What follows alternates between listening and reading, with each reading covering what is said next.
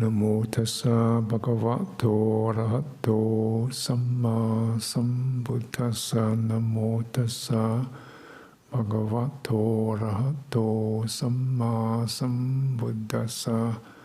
Namo tassa bhagavato arahato samma sambuddhassa. Buddhang dhammang sanghang namasami.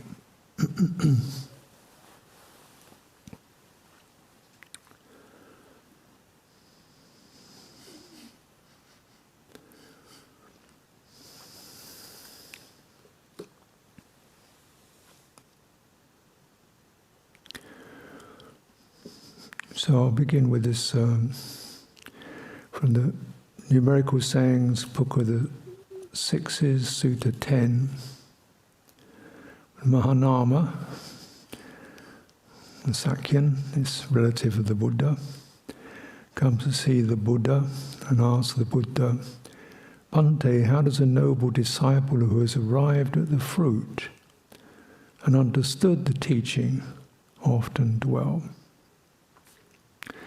Mahanama, a noble disciple who has arrived at the fruit and understood the teaching, often dwells in this way.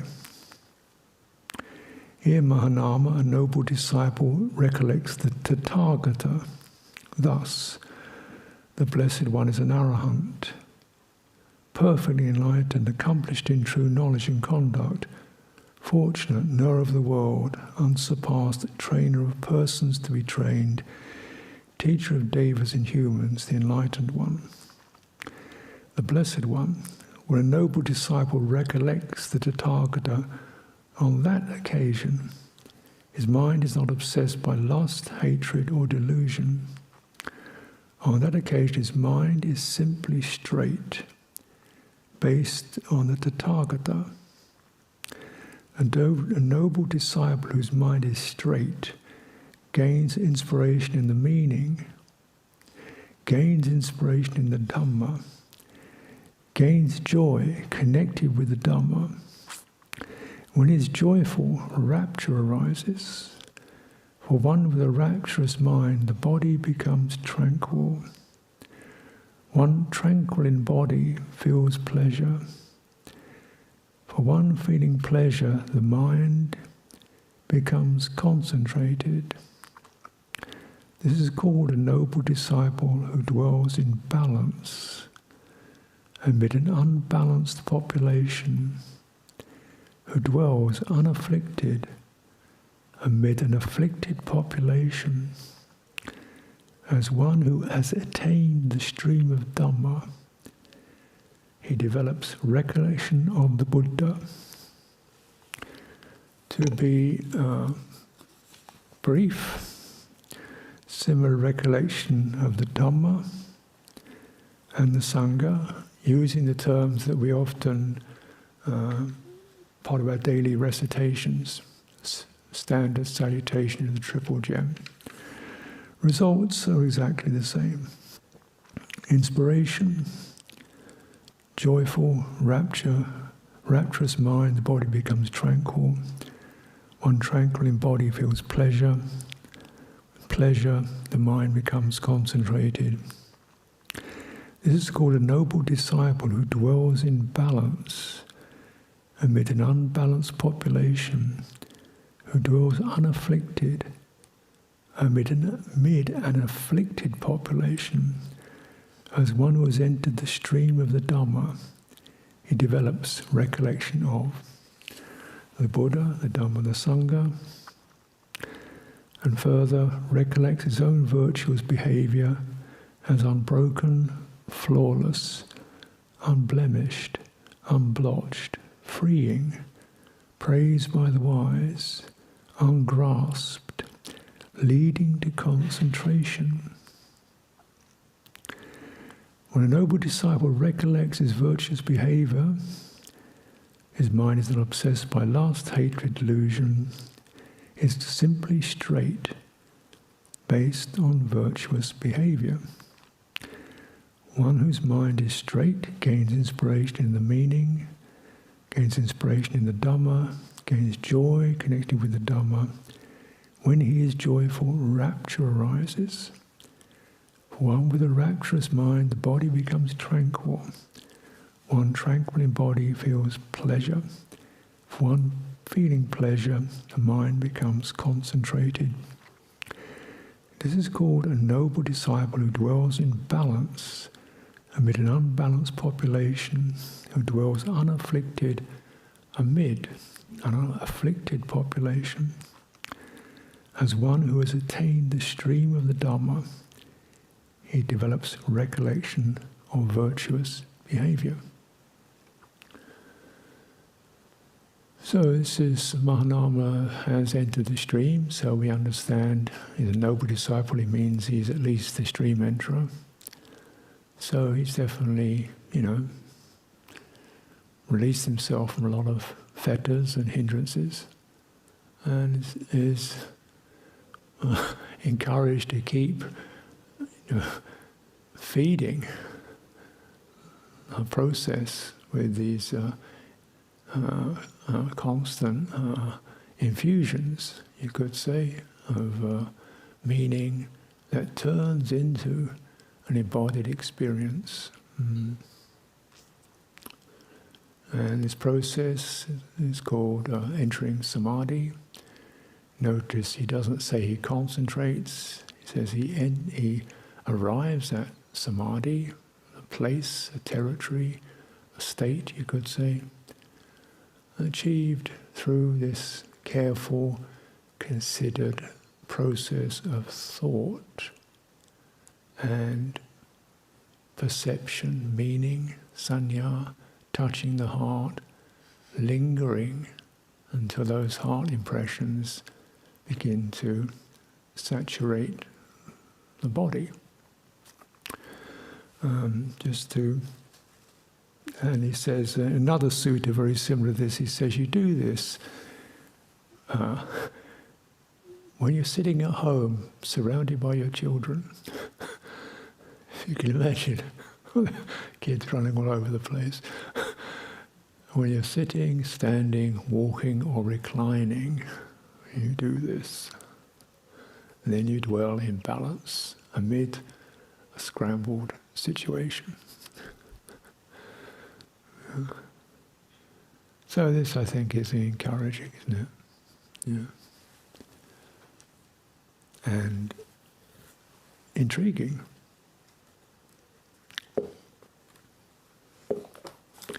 Shows the power of this process when the mind, thinking mind, feeling heart, and body link up. It says right in the midst of all this chaotic stuff, you can feel very steady, comfortable, balanced. Lovely term, balance, isn't it? It's just kind of poised. Yeah. In your presence, not wavering, not shaken, but not kind of gripping anything, not tight, and not kind of defending yourself from everybody else, but just in all that, feeling, straight, uplifted quality. So a similar vein, but it adds a little more detail.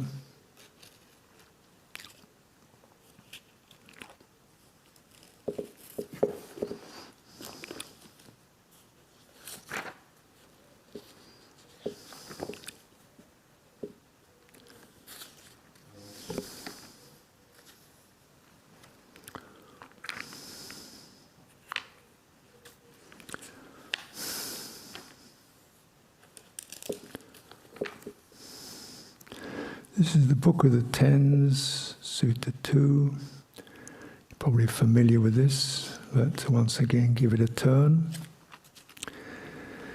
Because for a virtuous person, one whose behavior is virtue, no volition need be exerted. Let non-regret arise in me. It is natural that non-regret arises in a virtuous person, one whose behavior is virtuous. For one without regret, no volition need be exerted. Let joy arise in me. There's joy, is pamoja. It's a Pali word, it's like distinct from piti, it's perhaps a less thrilling experience. It is natural that joy arises in one without regret. For one who is joyful, no volition need be exerted, let rapture arise in me. It is natural that rapture arises in one who is joyful. For one with a rapturous mind, no volition be exerted, let my body be tranquil.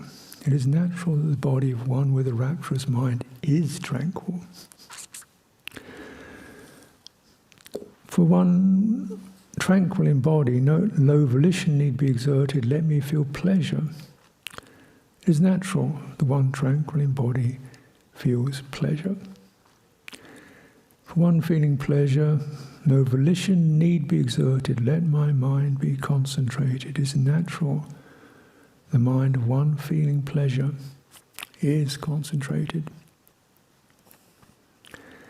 For one who is concentrated, no volition need be exerted, let me know and see things as they really are.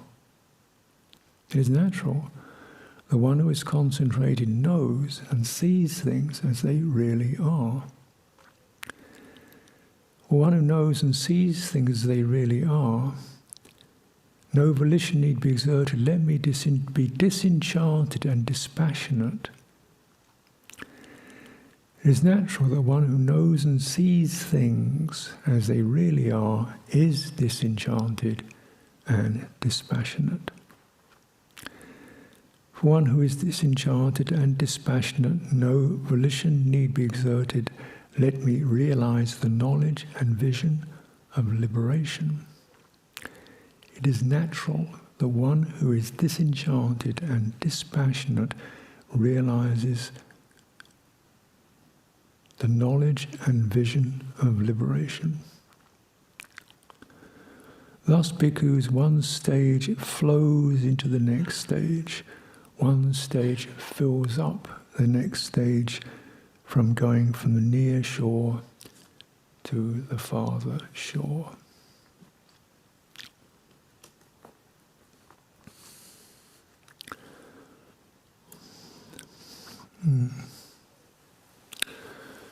So certain things come to mind. That once again, you could say it begins with sila, virtue, virtuous conduct, looking in the very kind of broad sense, wholesome mind states. Developing wholesome mind states with regard to behavior, relationships, ways one thinks, regards others, with non-abuse, non-contempt, non-brutality, loving kindness, and so forth. This is not just about obeying rules. It's about generating and using the world, using one's relationships with others in the most positive way as possible.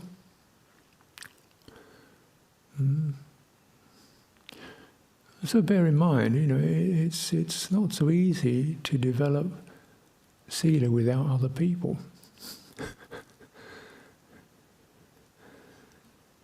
You can think about non-harming and non-violence and non-anger, but really it works and it pays off when you're actually with other people, because that's where you do the field work. Otherwise it's just a nice idea.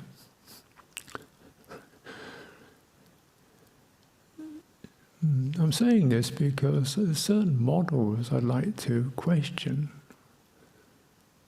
And the first model perhaps is practice is always on your own. Well, in some ways one's always on one's own. That's true.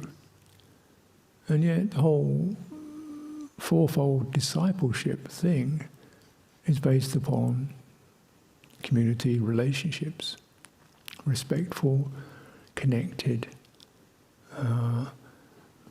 referencing, adjusting, mediating, regulating in accordance with other people who are also trying the best they can to maintain uprightness, and probably people who are not arahants, definitely subject to flaws and errors. You know? This is where you do your work, isn't it? So those qualities are not generated because everybody's so sweet and nice and easy and everything's totally swinging along, but in the reality of human context, we recognize a tendency to get irritated or disappointed or fascinated. You just let's put that one aside and you develop that. And of course, there are many examples where if you attend to other people, you see, you regard their clarity, their honesty, their dignity, their mindfulness, their generosity as a source of joy. So internally and externally, you reap the benefits. Yeah, so we kind of, then you think, I don't hold grudges. Certainly there has been some displeasure in our contact. That's inevitable. I ask forgiveness, I forgive, because that just cleans out the regret. Otherwise I've got this stuff stuck there. And if we do this with the people we're living with, then we also begin to bear in mind those people who walk into our hearts from 10, 15, 7, 25, 40 years ago. Why are they still there?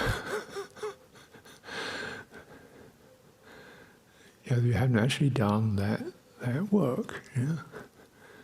Haven't found a case capable. Thought we could just ignore it or brush it off or it's all past. No, it's never past. Past is never past until you've resolved it. You can't just keep kicking the can down the road. And certainly one bears in mind one's own misdemeanors and recollects them and, uses them as a recognition of the need for vigilance, and I have put that aside. So letting go of the guilt and so forth. And then this heart is then quite clean and uplifted.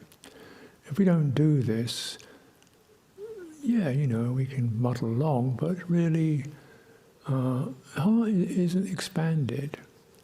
You see what I mean? When we allow the heart to expand, to be touched by the presence of others and by people in the past, then, then in a way you have to deal with stuff, but the result is your heart is pretty expanded. And it's a much broader and more comfortable place to be rather than when you're kind of huddling in for that quiet spot. I don't want to overdo this, because certainly I'm not into big social gatherings, but or to just to use a situation to rejoice and enjoy the beauty of others and one's own clarity and so forth.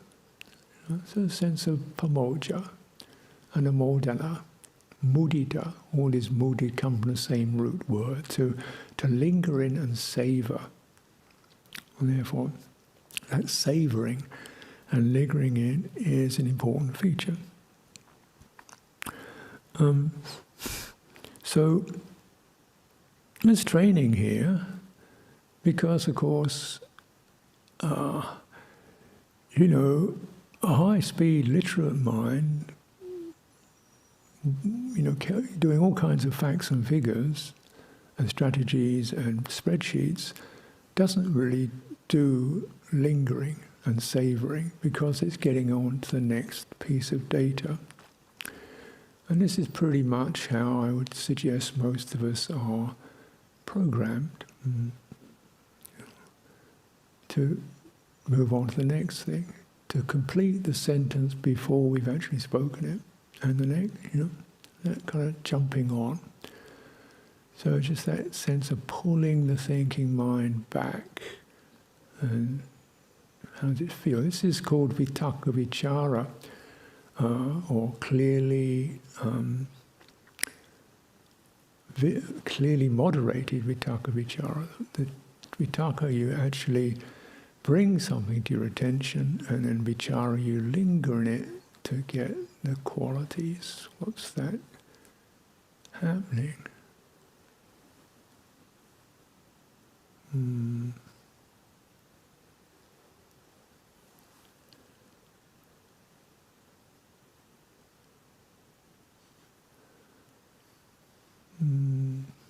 So that's one training. It's a slowing down and the receptivity faculty, not just the directive but the receptive. Think short, listen long.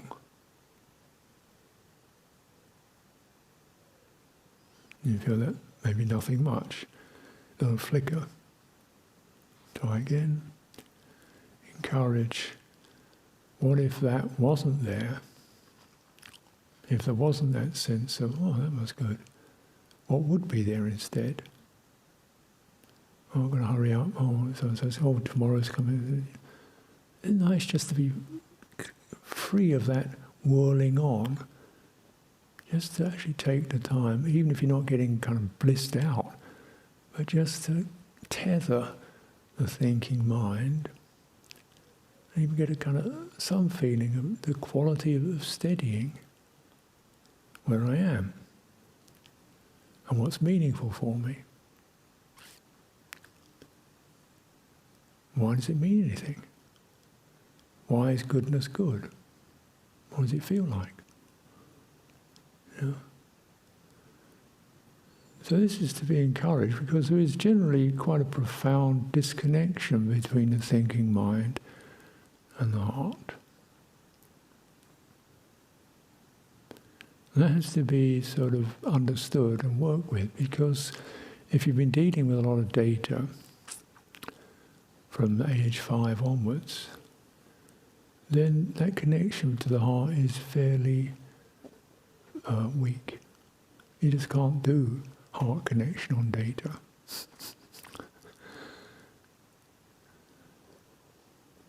So if one is in that position, my recommendation, I do this myself, is to, before we're doing this kind of business-like stuff, recollecting, why am I doing this? What am I doing? For the welfare of the Sangha? To cultivate patience, to maintain steady effort, to to not shy away, to be resilient, resolute, patient for other people's welfare. Got it. And okay, I do my stuff behind my screen or whatever. So you sort of build it in. And if you lose it, just stop again. Why am I doing this? Where have I spent the last hour? It was a bit scrambled. Just stop, pause. What are you doing? And you get out of the deadline mentality, out of the got to get it done mentality. No, your aim is to enter this field of engagement without losing the plot. That liberation. And you never get it done. You never get the job done. Because that's, you should bear that in mind. Sometimes things come to conclusion, but the got to get it done mind never gets to a conclusion. It's always getting to the next got to be done. If we maintain that steady balance, you'll find, that's sort of enough of that, and tomorrow's another day, and suddenly the urgency and the frenzy and the desperation, what will people think, I'm a failure, I didn't do good enough, all sorts of unwholesome stuff. You're not giving that any room. Those are unwholesome states. You dwell in, if you give them more attention, they grow. You get frantic and critical and impatient. You don't give them any attention. You give attention to the motivation, what you're working with. And then, this is a whole cultivation of recollection and finding balance in the midst of an unbalanced population in a scrambled situation. In a pressure zone, you find in the cool place. That's practice. Not advocating creating pressure zones by any means. So, you don't want to create them, but this is the way you you deflate pressure rather than fostering it. And one who cultivates becomes like a decompression unit.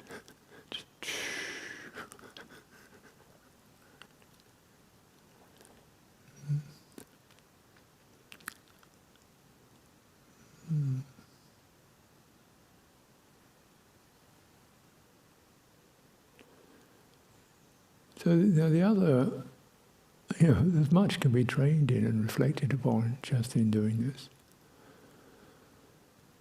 The other thing I'd like to bring to mind is the connection between the heart and the body. Again, this gets lost. Because by and large we refer to the body as the visual experience. What we see becomes extremely important. Or tactile sensations, discomfort, physical discomfort.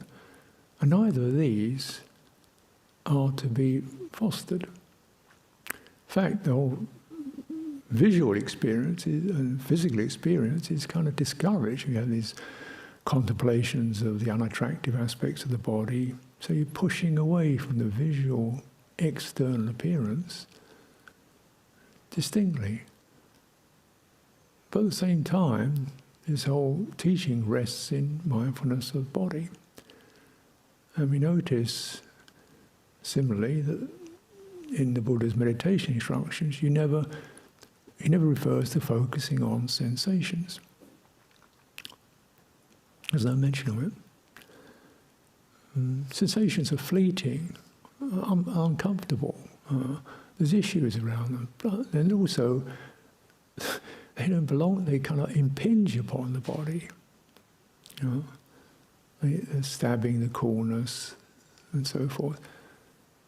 So sensations are not something you want to linger on, but actually to ameliorate by decompressing the stress and the frustration and the passion that they can stir up. And this is done by moderating the body's energy, or if you like, put it simply, the body's nervous reactions, nervous system. And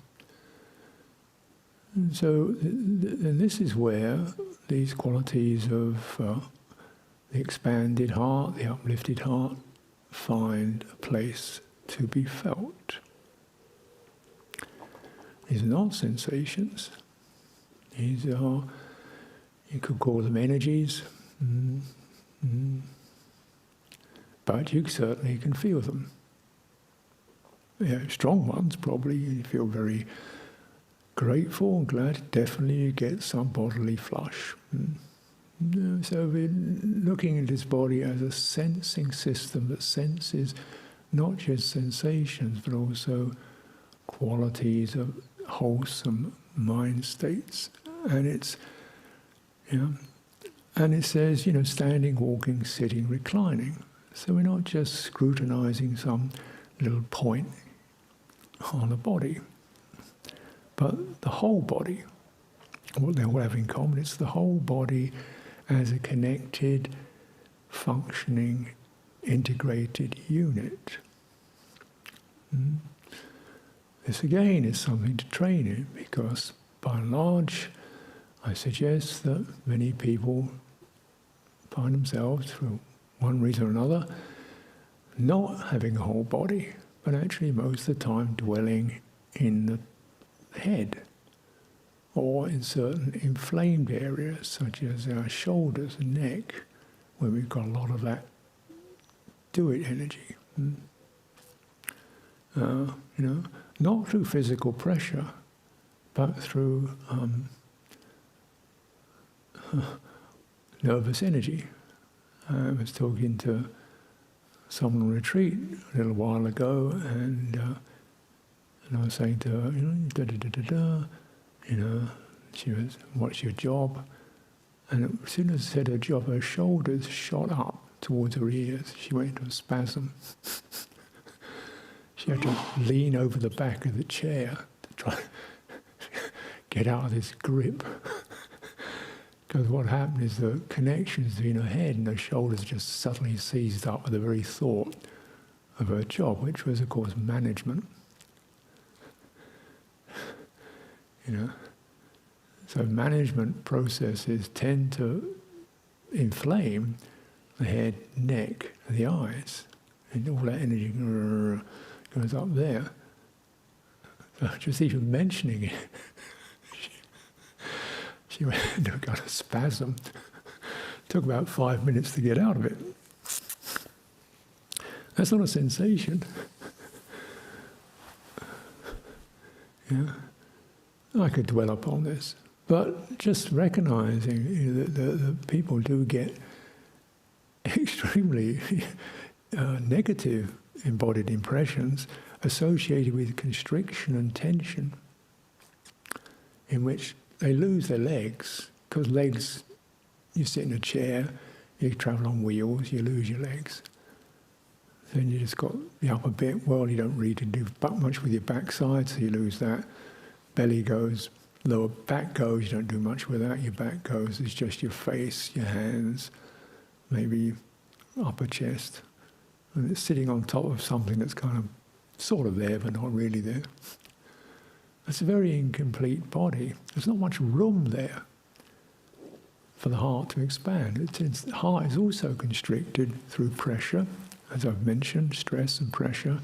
It's a constricted heart with a constricted body, and then you say, now concentrate. Focus on one point. And I see this is kind of pretty lethal, really. Because something's already constricted and tight, you then tighten it up to try to get into samadhi. And so, the Buddha didn't teach that. So just get your body to feel comfortable, relaxed and comfortable, the whole body, walking, sitting, standing or reclining. So it's all connected and it feels balanced. Sit with spine erect. Whole spine, not just the head, but from the crown down to the tail. So if you want to use a body meditation object, I'd suggest you probably begin with that, because that's where the Buddha begins. And in a calm, quiet space around you. So that sense of, because upright body definitely corresponds to upright mind. And we sense that, and without focusing on a particular point in it, you just give that attention. There's a certain energy that builds up there. It's a balanced place. It is the organ of balance, that center, that axis. And you can cultivate that when you walk. You don't walk with your feet, walk with your whole body. It's a swing around the axis. And use that to relax the muscles. Because if you're held by balance, you don't need muscle, well, minimal. So you deliberately cultivate switching off muscles, particularly the head and face. Absolutely. Then the neck, and then the arms, because it's all linked up. So if you're tight in your hands, that's going to affect your neck. If your neck is tight, it's going to affect your arms. So you sweep and release the muscles. And then you're held not by grip or willpower, but just by natural poise. And this allows the bodily sense to reclaim the entire dimension of this physicality. Yeah.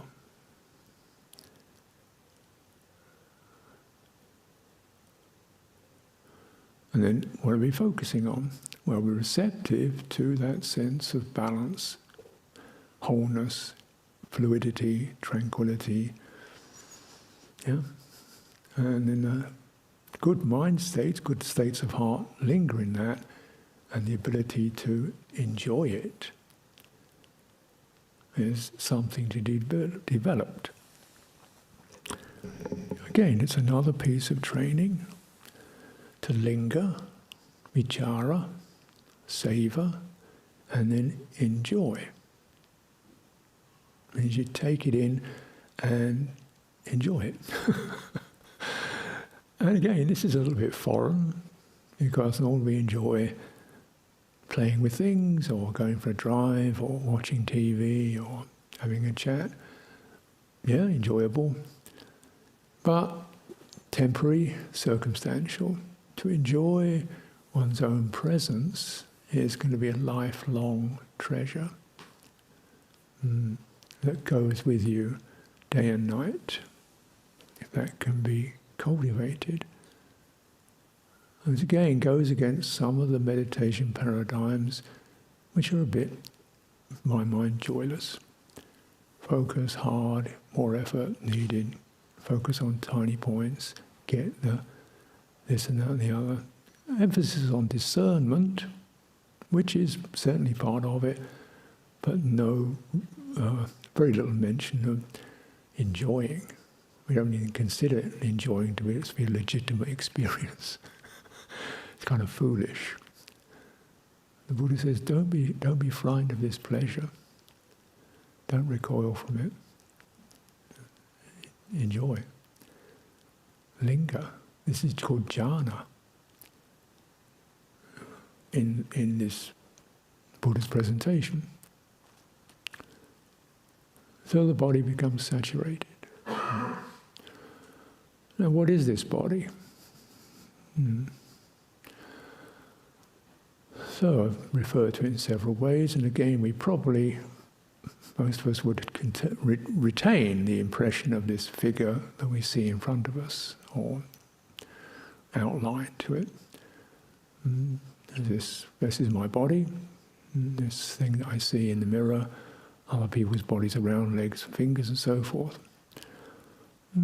Yeah, Buddha doesn't teach it like that, though.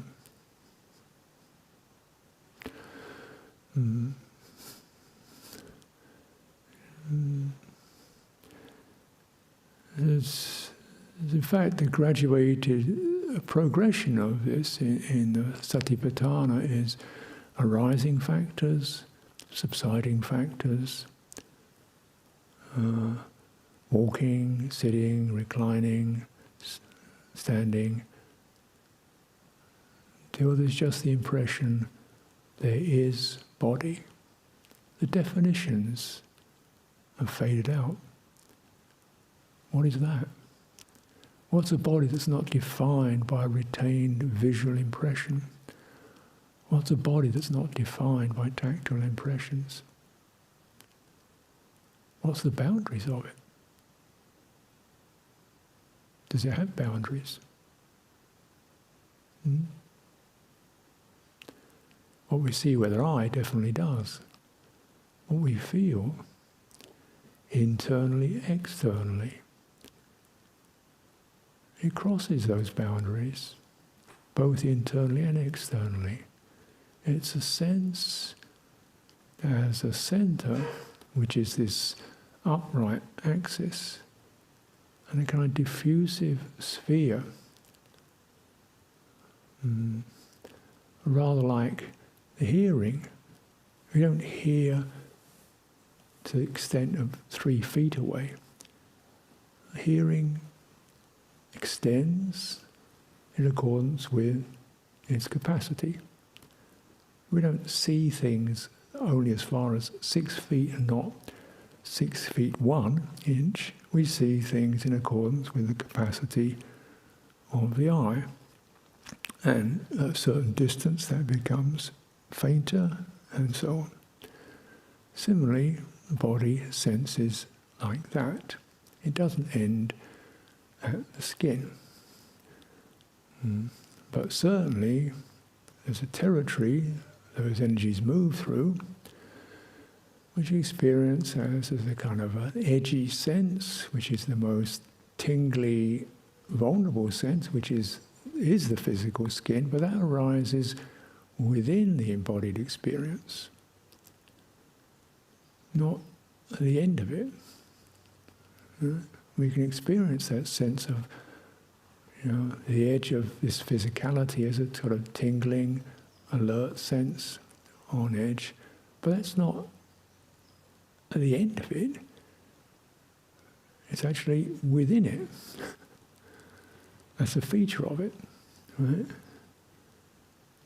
And as your mind gets less fixated by that sense of individuality, sakaya ditthi, as if you live inside a body. No, there are bodily factors that arise within awareness.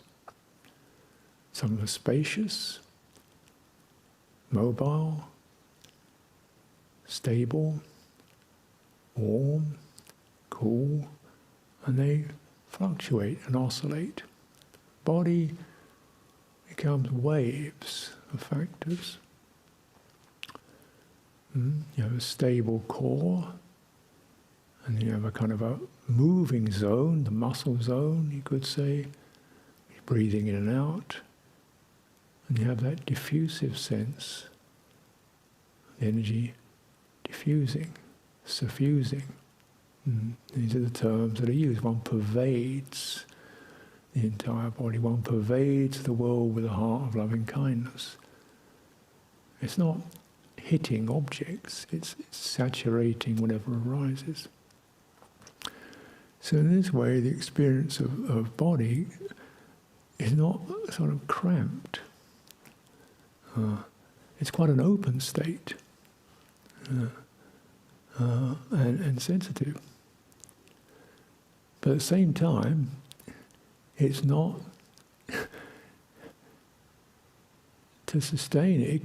It's not open to hindrances because these tend to close it down. We feel passion, we get very, drawn in. We feel aversion, we get drawn in. It's a contracted state. Feeling sleepy, you get sucked in to this foggy state. Restless, you're kind of itchy, and doubt, you're whirling round and round. So these are sort of occlusive states. And so then senses of really beginning to open out through this murky territory, through generating, cultivating wholesome states, giving them attention, not giving attention to things that irritate or stimulate passion or cause speculative doubt or restlessness and worry. They're there, but it's a time when you begin to clean out. And so these topics of ill will and so forth can rotate around things that we call in the present, in the past, in the future, near and far, alive and dead, you and me.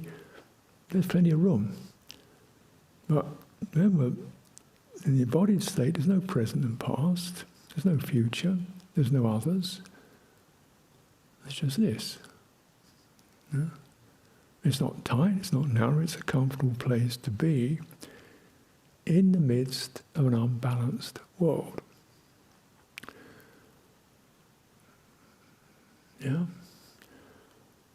So I think this is intriguing, it's encouraging, it's livable.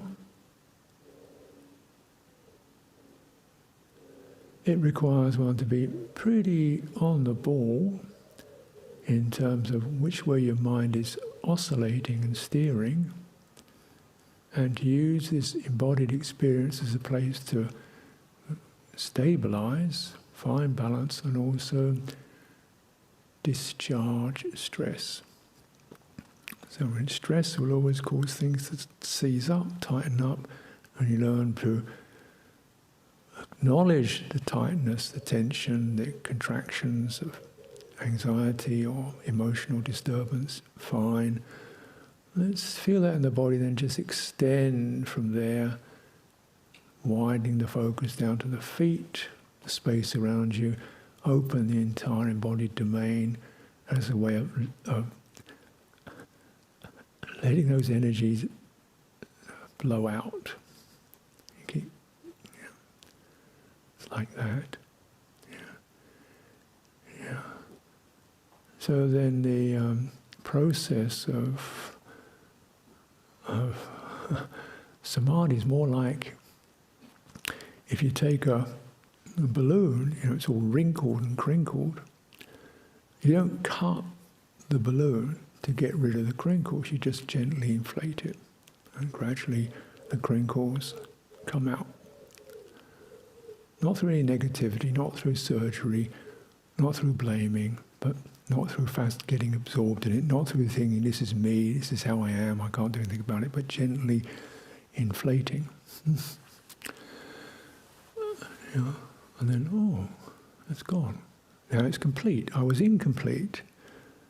My picture, my paradigm, was incomplete. Now it is more full and complete. One has regained true, full presence. Factors, so the body dissolves or reveals its energetic nature as factors arising, factors subsiding. Uncomfortable ones, agreeable ones, confusing ones. This is the stream enterer, the one who recognizes arising and subsiding to be the nature of conditions. One who knows the nature of conditions becomes dispassionate towards them. Knowing they're like this, becomes disenchanted with them. These are not going to get much better than this. Through that, their interest, their heart, inclination turns away. And this is the door to liberation. So please take whatever you can out of these reflections, and let's continue our practice.